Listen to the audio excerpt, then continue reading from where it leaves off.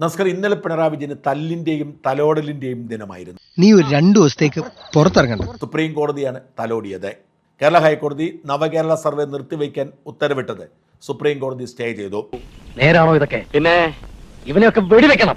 സംസ്ഥാന സർക്കാരിന് അവരുടെ പ്രവർത്തനങ്ങൾ ലോകത്തിന് മുൻപിൽ അവതരിപ്പിക്കാനുള്ള അവകാശമുണ്ടല്ലോ എന്ന് പറഞ്ഞാണ് തൽക്കാലത്തേക്ക് സ്റ്റേ ചെയ്തത്. ഒരു പ്രത്യേക സാഹചര്യത്തിൽ അങ്ങനെ ചെയ്യേണ്ടി വന്നു. മുതിർന്ന അഭിഭാഷകനായ കപിൽ സിബലായിരുന്നു സർക്കാരിന് വേണ്ടി പണം മുടക്കി സുപ്രീം കോടതിയെ സമീപിച്ചത്. എന്നെ അങ്ങനെ ഉപേക്ഷിക്കല്ലേ സാറേ.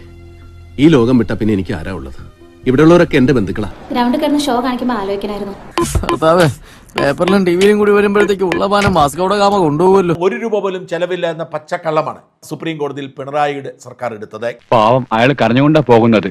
അവൻ കരയണം, എന്നാലേ അവനൊക്കെ പഠിക്കൂ. സാമാന്യ ബോധം എന്നൊരു കാര്യമുണ്ടോ തനിക്ക്? എന്തായാലും ആ തലോടൽ അധിക നേരം നീണ്ടു നിന്നില്ല. സർക്കാരിന്റെ മറ്റൊരു കൊള്ളയ്ക്കെതിരെ കേരള ഹൈക്കോടതി വടിയെടുത്തു. ഞാനാ തെറ്റിയത്. എപ്പോഴത്തെ പോലെ ഞാനൊരു തമാശ ഉദ്ദേശിച്ചുള്ളൂ. പക്ഷെ വാസ്തവത്തിൽ വലിയ മോഷണ കുറ്റമാണ് പിണറായി വിജയൻ ചെയ്തുകൊണ്ടിരിക്കുന്നത്. നമുക്കെല്ലാം പറഞ്ഞു ഒതുക്കാം. ഒരു ഒത്തുതീർപ്പിന് ഞാൻ തയ്യാറല്ല.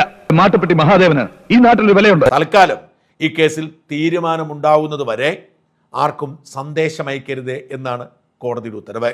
ഇത് സർക്കാരിനെ സംബന്ധിച്ചിടത്തോളം വലിയ തിരിച്ചടിയാണ് എന്ന കാര്യത്തിൽ തർക്കമില്ല. എന്നെ കൊണ്ട് ഈ നാട്ടുകാർക്ക് ദ്രോഹം അല്ലാതെ എന്തെങ്കിലും ഗുണം ഉണ്ടായിട്ടുണ്ടോ? ഞാൻ പോയിട്ട് നാളെ വരാം.